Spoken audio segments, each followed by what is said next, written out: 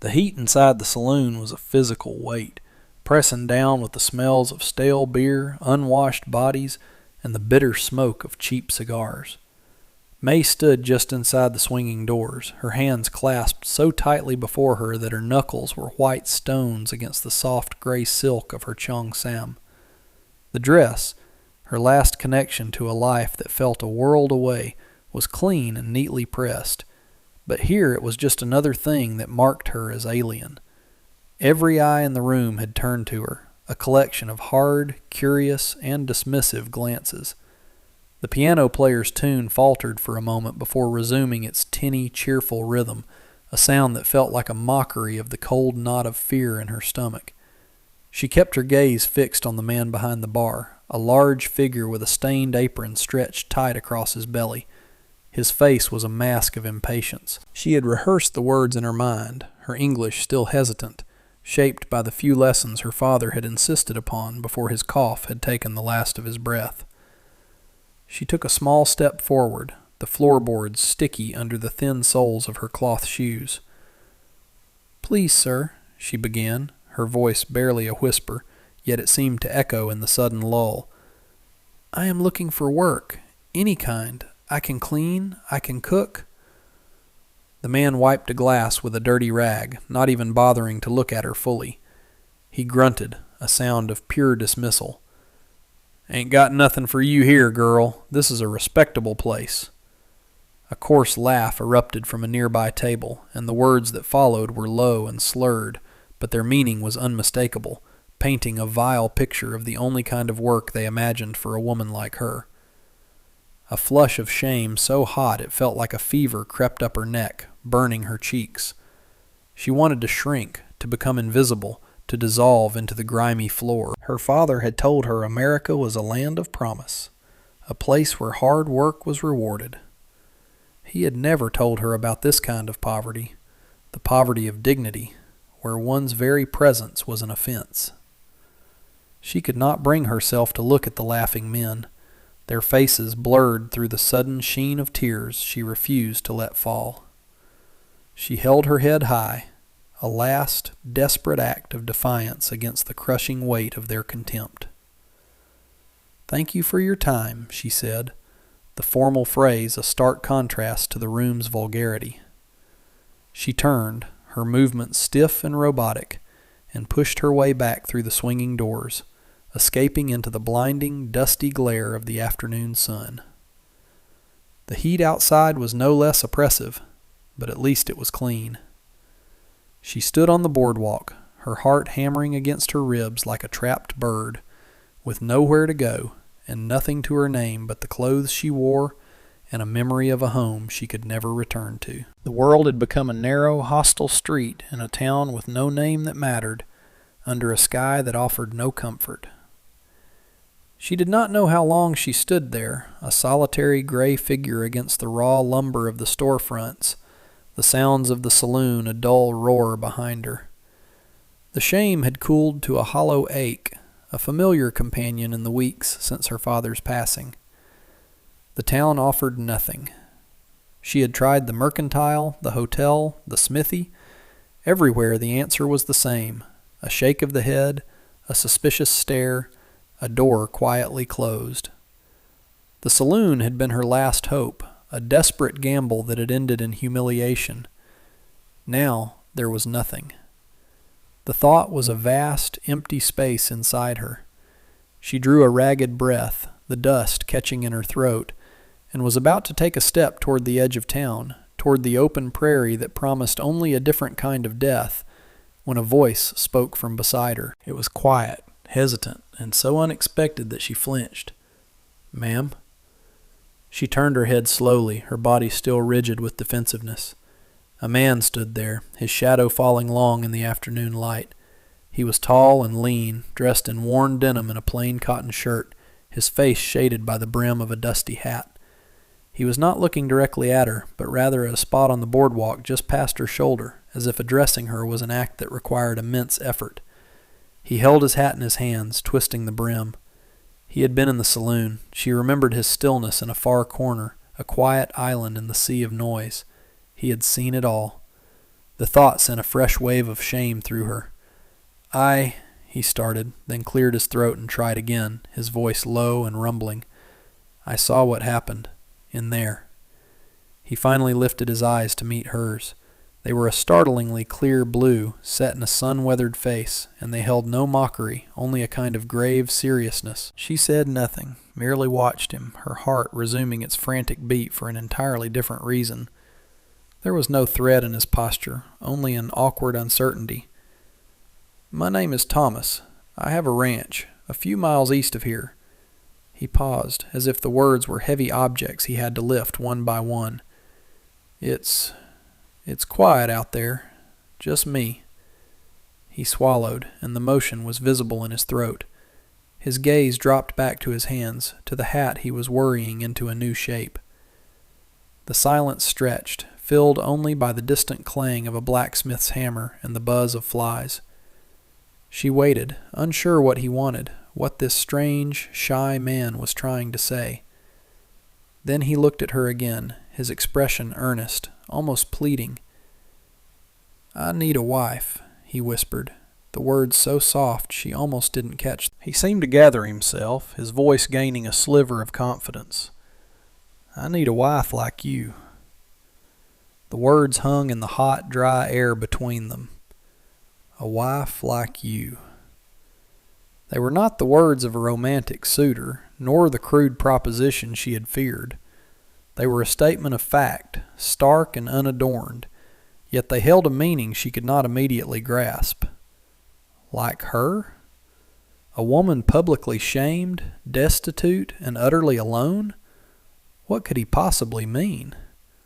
She stared at him, at his earnest, sun-creased eyes and the nervous tension in his hands as he continued to mangle the brim of his hat. He looked as uncomfortable as she felt. Her mind, numb with despair only moments before, raced to make sense of his offer. It was a proposal of convenience, she understood that much, a transaction. He needed a wife to manage his home, to fill the quiet spaces of his ranch. And she needed to survive. It was a lifeline, thrown by the most unlikely of people in the most unexpected of ways. Yet it was the thought of marriage, of binding herself to this complete stranger, that made her hesitate. Marriage was meant to be built on family, on shared understanding, on affection. This was a contract born of desperation and loneliness. Why? The word escaped her lips, small and fragile. It was the only question that mattered. Why her? Why choose a foreign girl from the doorway of a saloon? Thomas seemed to take the question seriously. He stopped twisting his hat and thought for a moment, his gaze drifting toward the vast, open land at the end of the street. You're quiet, he said finally, his voice still low. And you have a strength. I saw it. In there. He gestured vaguely with his head toward the saloon. You didn't cry. You didn't shout. You just stood. There's a strength in that. He looked back at her, a hint of something like admiration in his eyes. My life is hard. The land is hard. I need a woman who is strong in that quiet way. He wasn't talking about the strength to lift heavy loads or plow a field. He was talking about the resilience of the spirit, the ability to endure. He had seen past the gray silk of her dress and the strange cadence of her speech, and had recognized the steel in her spine. It was the most profound compliment she had ever received. She thought of her father, of his quiet endurance as illness wasted him away. She thought of her mother, whose gentle hands could calm any storm in their small home. They had taught her that strength was not about noise, but about holding on. This stranger, this quiet rancher, had somehow seen that heritage in her. The alternative was starvation, or worse. There were no other doors open to her. This was a door, not to a life she had ever imagined, but to a life. I can cook, she said, her voice steadier now. I can clean. I will work hard." It was her acceptance, her own terms of the contract. She was not offering herself as a wife in the romantic sense, but as a partner in labor. He seemed to understand. A small, almost imperceptible wave of relief washed over his features. He nodded slowly. "I know you will." He put his hat back on his head, a gesture that seemed to settle the matter. "We'll go to the preacher first, then the mercantile for supplies. You'll need a proper dress, something for the ranch." He said it so practically, as if he were planning a trip to buy feed, but the mention of a proper dress, the unspoken acknowledgement that her Chong Sam was not suitable for this new life, sent a small pang through her. It was another piece of her old self she would have to leave behind. "My name is May," she said softly, offering this small piece of herself in return. He repeated it, the sound unfamiliar on his tongue but spoken with care. "May." He nodded again. "It's good to meet you, May." And with that, the transaction was sealed. He turned and began walking down the boardwalk, his long strides measured and sure. After a moment's hesitation, May gathered her resolve and followed him, a small gray shadow trailing a tall, sun-beaten stranger toward an unknown future. The preacher was a thin, severe man with watery eyes who seemed unsurprised by the unusual pairing before him. He asked the necessary questions in a droning monotone, his gaze flickering between Thomas's stoic silence and May's bowed head. The ceremony was brief, stripped of all sentiment, a legal formality conducted in a dusty, sun-bleached office that smelled of old paper and dry rot. May's responses were whispers, lost in the vastness of the commitment she was making. When the preacher declared them man and wife, there was no kiss, no embrace. Thomas simply paid the man a few coins, received a signed paper, and tipped his hat. "Thank you, Reverend," he said, his voice flat. He then turned to May, his expression unreadable. "We need to get those supplies before sundown." The transition from stranger to husband had taken less than 10 minutes. At the mercantile, the proprietor, a woman with a kind but weary face, looked at them with open curiosity. Thomas spoke to her in low tones, explaining the situation with a bluntness that made May's cheeks burn. "This is my wife, May. We've just been married. She'll be needing some things." The woman, Mrs. Gable, turned her gaze on May, and for a moment May braced herself for another look of pity or suspicion. Instead, the woman's eyes softened with something that looked like compassion. "Well, congratulations to you both," she said, her voice warm. "Let's find you something sturdy, dear. The dust out here is unforgiving." Mrs. Gable led her to a small collection of ready-made dresses, their calico and gingham fabrics a world away from the smooth silk of her cheongsam. May chose two, simple and functional, their patterns muted and unremarkable. She also selected sturdy boots, stockings, and a sunbonnet to protect her from the fierce sun. As Thomas paid, Mrs. Gable slipped a small, cloth-wrapped package into May's hand. "A little something to start your home," she whispered. "Every home needs a good needle and thread." May looked down at the small gift, a wave of gratitude so intense it brought tears to her eyes. It was the first act of simple, uncomplicated kindness she had received from a woman in this new country. She murmured her thanks, her voice thick with emotion. The journey to the ranch began as the sun started its slow descent, painting the sky in fiery strokes of orange and purple. They rode on horseback, Thomas on a large roan and May on a gentler mare he had procured from the livery. He had tied her few belongings, the new dresses and the small bundle containing her cheongsam, into a roll behind his saddle. May had never ridden a horse before, and she clung to the saddle horn, her body stiff with a mixture of fear and wonder. The town quickly disappeared behind them, swallowed by the immense rolling landscape. The prairie was not flat as she had imagined, but a living sea of grass that rippled and swayed under the evening breeze. The silence was profound, broken only by the rhythmic clopping of the horses' hooves and the creak of leather. Thomas rode slightly ahead of her, a silent, solitary figure against the vastness. He did not speak, and May, lost in the overwhelming scale of her new reality, had no words to offer. She watched the way he sat in the saddle, with an ease that spoke of a lifetime spent in this wild, open space. This was his world, a world of earth and sky, of silence and solitude. And now, somehow, it was her world too. The fear that had been her constant companion began to recede, replaced by a deep, bone-wearying exhaustion and a fragile, tentative curiosity. She was married. She was riding toward a home she had never seen. Her life had been irrevocably altered by a quiet man's desperate, whispered words. As darkness began to settle, she could see a faint light twinkling in the distance, a tiny spark of gold in a sea of deepening blue. "That's it," Thomas said, his voice startling her out of her reverie. "That's home." The house was small, a simple structure of weathered wood that seemed to have grown organically from the land itself. It was stark and unadorned, flanked by a sturdy-looking barn and a series of corrals. A single lamp burned in the window, the source of the light she had seen from a distance, a lonely beacon in the immense dark.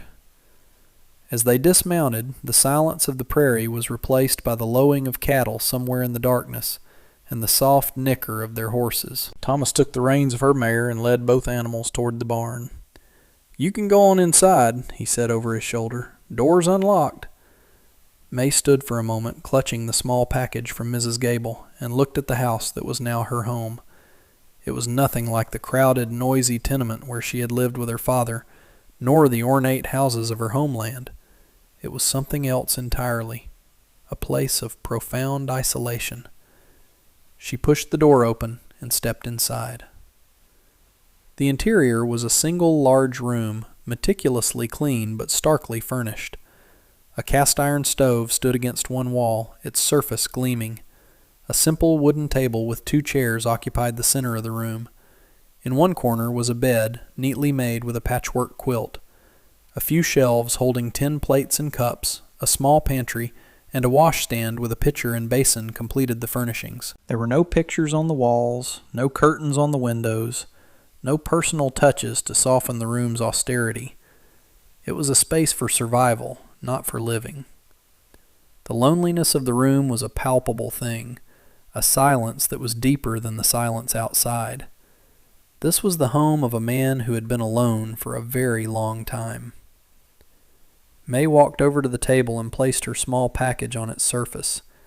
She ran a hand over the smooth, scrubbed wood. This was her kitchen, her dining room, her bedroom. This was her life. When Thomas came in a few minutes later, he seemed to fill the space, his broad shoulders making the room feel smaller. He didn't look at her, but went straight to the stove. "Are you hungry?" he asked, his back to her. "I can make something." "I can do it," she replied softly.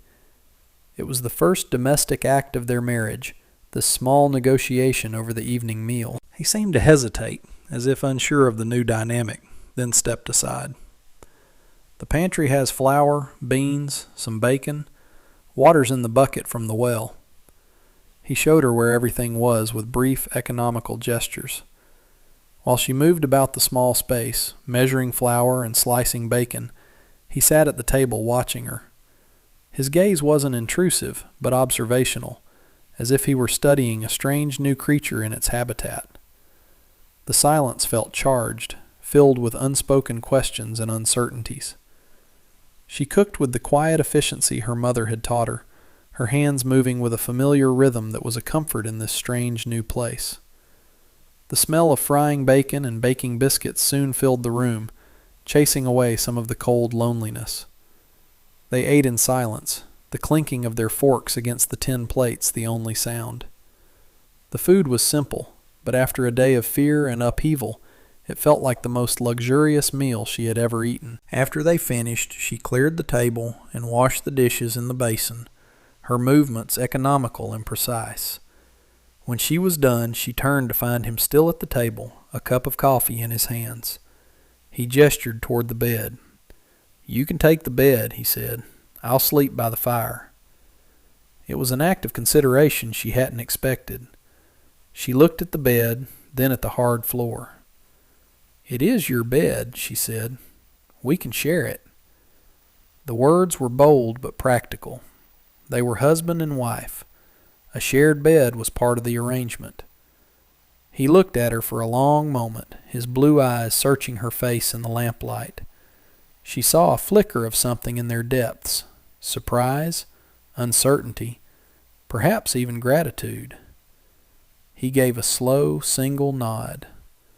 "All right," he said, his voice rough. He stood and began to prepare for the night, and May, her heart aflutter with a nervous, uncertain rhythm, turned away to give him his privacy, her new life stretching before her in the quiet, shadowed corners of the small wooden house. The days settled into a quiet, unvarying rhythm. May rose before dawn, the habit of a lifetime, and moved silently through the dark house to light the stove. The first time she did this, Thomas had woken with a start, sitting up in bed as she struck the match.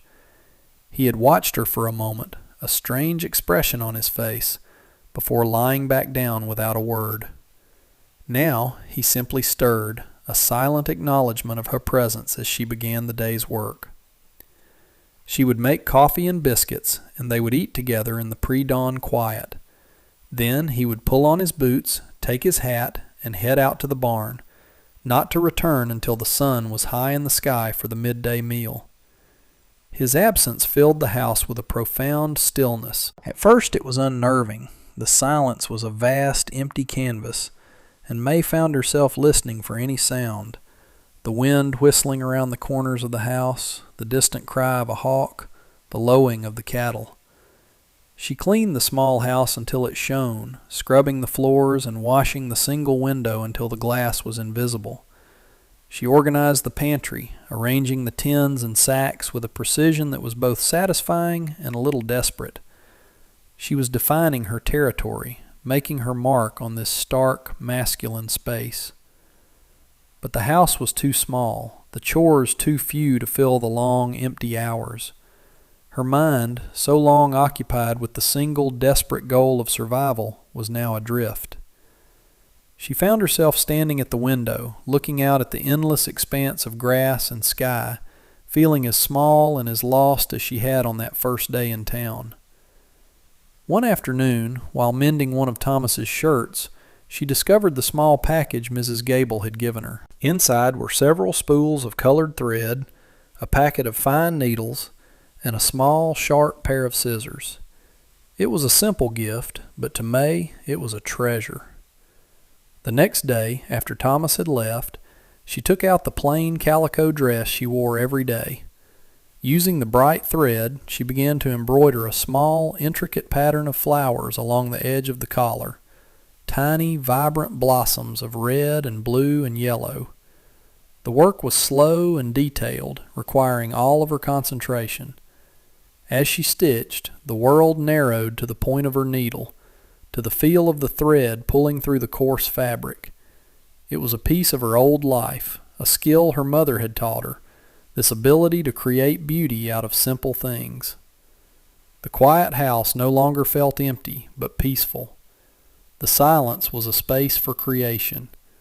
When she finished the collar, she started on the cuffs, her fingers moving with practiced grace. She was not just mending or decorating, she was claiming the dress, transforming it from a symbol of her new, harsh life into something that was hers. A few days later, when Thomas came in for his midday meal, he paused in the doorway. He said nothing, but his eyes were fixed on the colorful stitching at her throat. She felt a blush rise to her cheeks, suddenly self-conscious. She had done it for herself, to quiet the loneliness, but now he had seen it. He walked to the table and sat down, his movements as deliberate as always. She served him his food, her hands trembling slightly. As he ate, he kept glancing at her, not at her face, but at the small, bright flowers on her collar. Finally, as he was finishing his meal, he spoke, his voice quiet. "It's nice," he said, gesturing with his fork toward the embroidery. The colors. It was a small comment, but it was more than he had ever said about her appearance. It was an acknowledgment. He had noticed. He had seen the small piece of beauty she had created in the midst of all this emptiness, and he had approved. A warmth spread through her chest, a fragile, hopeful thing. That evening, after the chores were done, he did not immediately retreat into his usual silence. He lingered at the table while she washed the dishes. "My mother," he said, his voice hesitant. "She used to make things. Quilts. With lots of colors." May turned from the wash basin, her hands dripping. He was looking at the patchwork quilt on their bed, his expression distant, tinged with a sadness she had not seen before. It was the first time he had spoken of his family, the first crack in the wall of his solitude. She simply nodded, sensing that words were not what he needed. But she understood. He was telling her that he recognized the impulse to create, to bring color and warmth into a hard world. He was telling her that, in some small way, he understood her. The next week, Thomas returned from a trip to town with the usual supplies of flour, coffee, and salt. But this time, there was another, smaller parcel wrapped in brown paper. He placed it on the table without a word and began to unload the other goods, his focus entirely on the task. May watched the parcel, her curiosity piqued. He made no move to open it or explain it. He finished his work, washed his hands at the basin, and sat down at the table, waiting for the evening meal as if nothing were out of the ordinary. The small package sat between them, a silent question. She served the food, her movements quiet and deliberate, her mind racing. Was it for her? Was it something for the house? His silence was a kind of test, she thought. She ate her meal, her eyes straying to the package. Finally, when they had both finished and she had cleared the plates, she could bear the suspense no longer. She looked at him, her expression questioning. He gave a slight, almost imperceptible nod toward the package. "It's for you," he said, his voice low. Her fingers fumbled with the string. Inside the paper were several small cloth sacks. She opened one and poured the contents into her palm. Seeds. Tiny, dark specks, full of promise. She opened the others. There were seeds for beans and squash, for hardy greens, and in the last packet, seeds for a flower she did not recognize, the picture on the paper showing a cheerful, sun-colored bloom. She looked up at him, her eyes wide with a pleasure so sharp it was almost painful. It was more than just seeds for a garden. It was a gift of purpose. It was an acknowledgement that she was not just a housekeeper, but a creator, a nurturer. It was a gesture that said he wanted her to put down roots, here in this lonely soil. "For a garden," he stated, as if she needed the explanation, "there's a good patch of earth by the side of the house. Gets the morning sun. The well water will hold if you're careful with it." He was giving her a piece of his land, a place to cultivate and make her own. "Thank you," she whispered, the words inadequate to express the swell of emotion in her chest. She clutched the small sacks of seeds as if they were jewels. The next morning, she was outside at first light, her hands in the cool, dark earth. Thomas had already tilled a small square of land for her, his silent act of preparation another layer to his gift. The soil was rich and loamy. She spent the morning planting, carefully spacing the seeds, her fingers pressing them into the ground with a tenderness that was almost prayerful. For the first time since arriving in this country, she felt a connection to the land. It was no longer a vast, intimidating emptiness, but a place of possibility. Each day she tended her small garden, watering it sparingly from the well, pulling the tiny weeds that sprouted between her rows. It became the focal point of her days, a living, growing thing that depended on her. Thomas would watch her sometimes from the barn doorway, his expression unreadable, but he never interfered. He had given her this space, and he respected it as hers. Weeks passed. The first green shoots broke through the soil, delicate and miraculous. May felt a thrill of victory, a deep, quiet joy. She had brought life to this barren patch of ground. As the plants grew stronger, so did the fragile bond between her and Thomas. The silence in the house began to change. It was no longer an empty, awkward thing, but a comfortable quiet, a shared peace. He started talking more, not about feelings, but about the ranch. He told her about the cattle, about the way he could read the weather in the sky, about the different grasses on the prairie. He was sharing his world with her, piece by piece. One evening, as they sat at the table, she was mending another of his shirts, the needle flashing in the lamplight. She had finished the embroidery on her own dresses and had, tentatively, begun to add small, subtle touches to his things. A reinforced seam stitched in dark blue thread, a tiny, almost invisible leaf embroidered near a mended tear.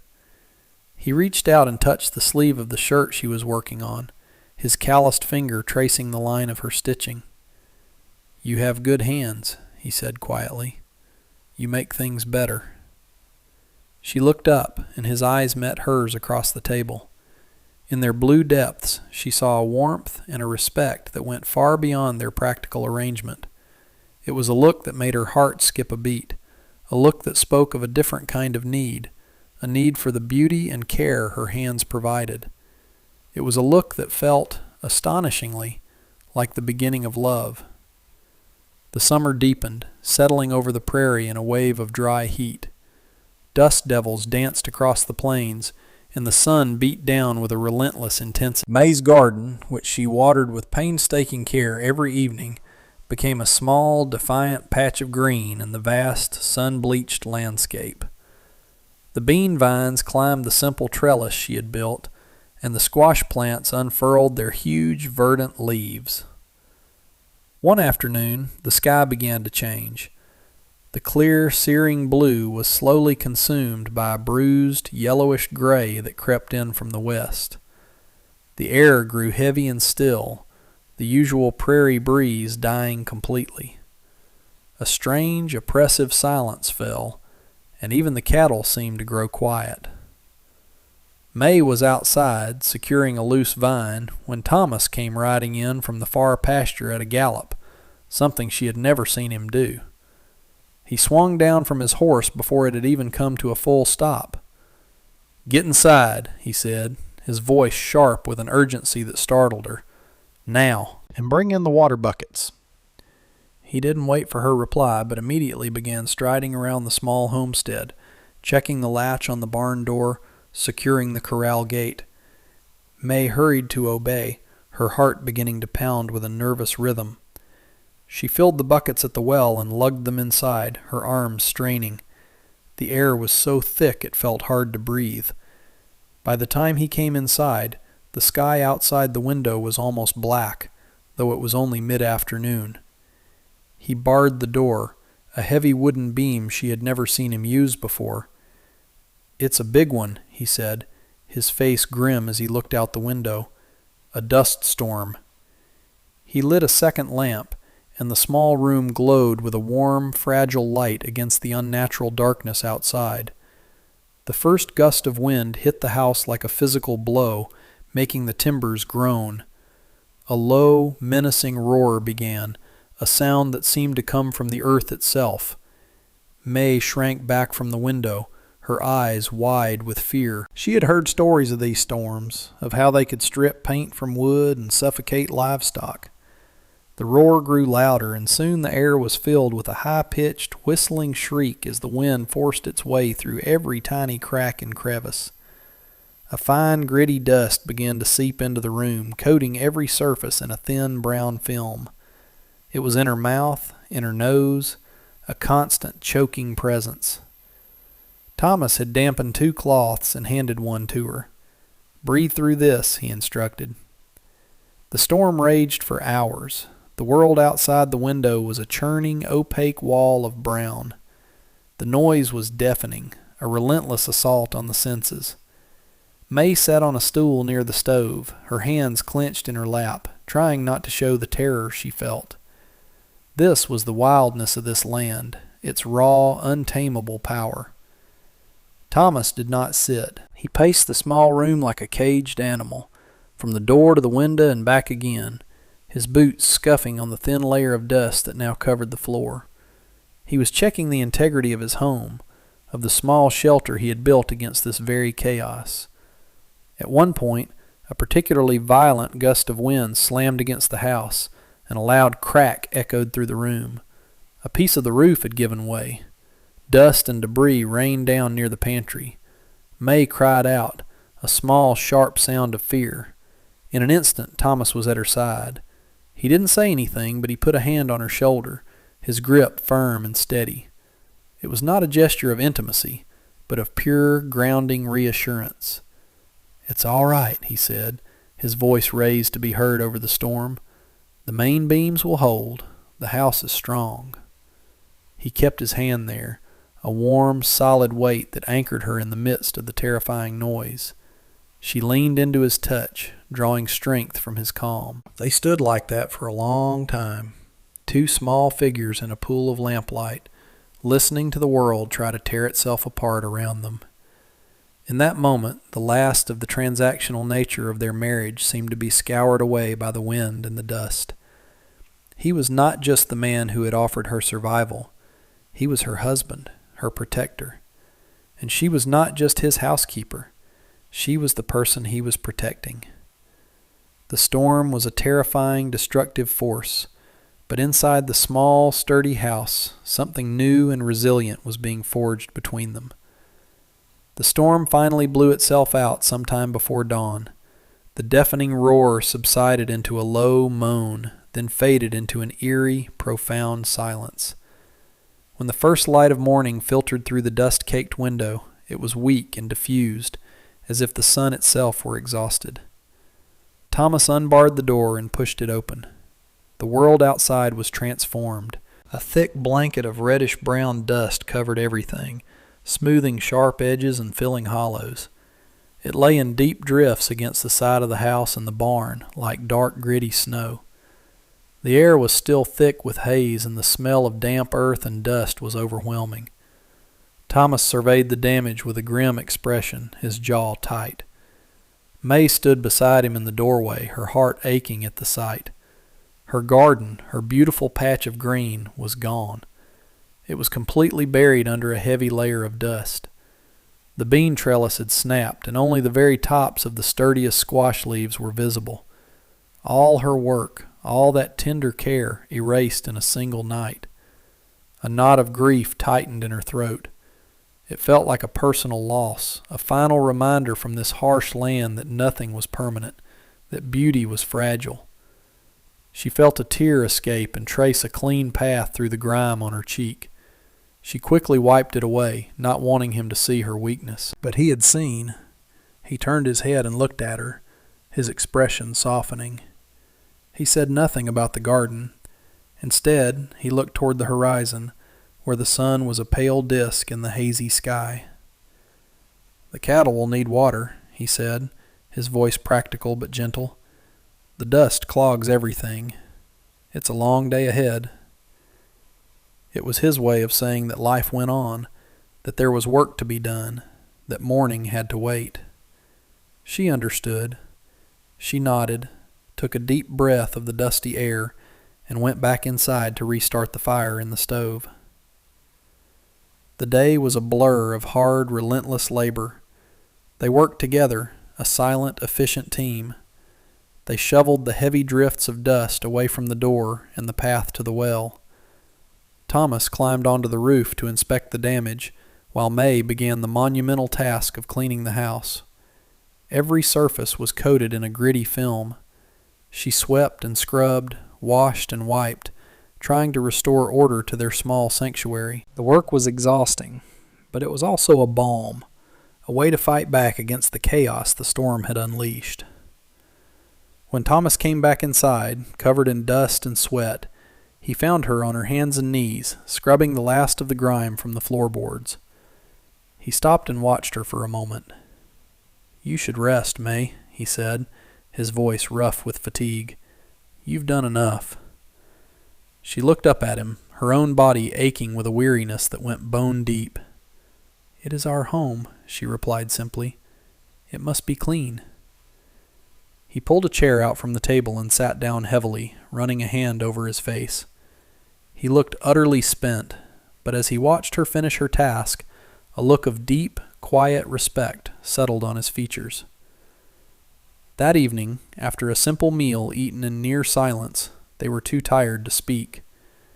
May was tending to a small cut on her hand, a casualty of the day's cleaning, when Thomas came and stood before her. He held out a small tin of salve. "For the cut," he said. She took it from him, their fingers brushing. The brief contact sent a jolt of warmth through her. She applied the soothing ointment. He remained standing there, watching her. "The garden," he said suddenly, his voice low. "I'm sorry about the garden." She looked up, surprised. "It is not your fault. It is the land." "I know," he said, "but you worked so hard on it." He hesitated, then reached out and gently took her hand, turning it over to look at the palm. It was no longer the soft hand of the girl who had arrived months ago.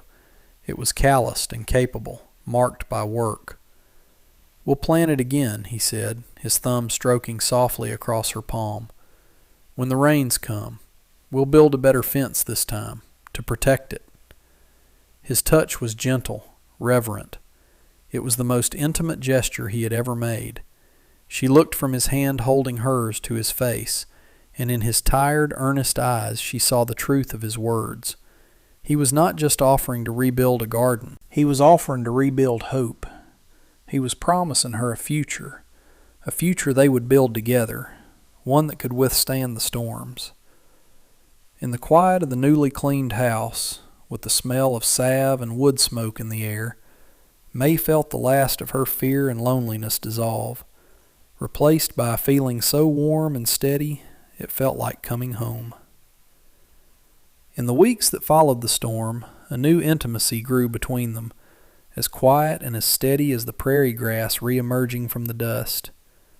The shared trial had stripped away the last vestiges of their formal arrangement, leaving behind a foundation of mutual respect and a deep, unspoken tenderness.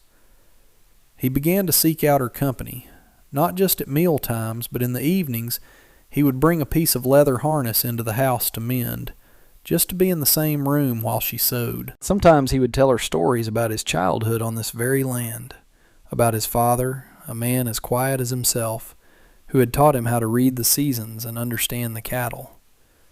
He spoke of his mother, the one who loved colors, who had died when he was just a boy, leaving the house as silent and gray as it was when May first arrived. As he spoke, May began to understand the profound loneliness that had shaped him, the deep well of solitude from which he had spoken that day in town. He had not just needed a wife to cook and clean. He had needed a presence to fill the crushing silence, a quiet strength to mirror his own. And she, in turn, found herself opening up to him. She told him about her home in a faraway province, about the scent of rain on the dusty streets of her village, about her father's dream of a better life. She spoke of her mother's hands, how they were never still, always cooking or sewing or tending to her small collection of herbs. In sharing these memories, she was giving him the pieces of herself that she had kept locked away, the parts that defined her beyond the gray cheongsam and the label of outsider. One evening she retrieved the silk dress from the small bundle where she had stored it. The fabric was still smooth, the gray color as soft and muted as ever. She ran her hand over it, the memories it held washing over her, the shame of the saloon, but also the dignity her mother had stitched into its very seams. She was standing by the window, holding the dress, when Thomas came in from his final check of the animals. He stopped when he saw what she was holding, his expression unreadable in the dim light. He walked over to her, his footsteps soft on the clean floor. He looked from the dress to her face. "That's the one you were wearing," he said softly, "the day we met." She nodded, unable to speak, her throat tight with emotion. "I was so afraid that day," she whispered, the confession slipping out. "I had nothing left." He reached out, not to touch the dress, but to gently cup her cheek, his thumb stroking her skin. His touch was warm and sure. "I know," he said, his voice a low rumble.